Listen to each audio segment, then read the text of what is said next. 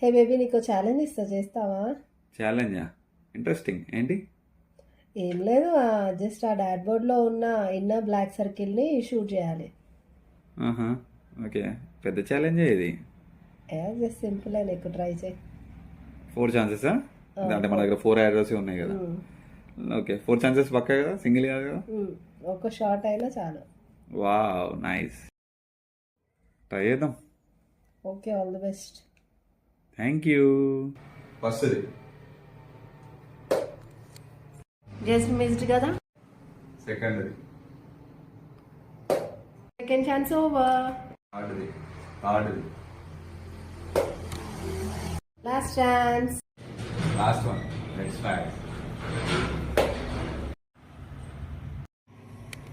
Challenge ఓడిపోయావుగా.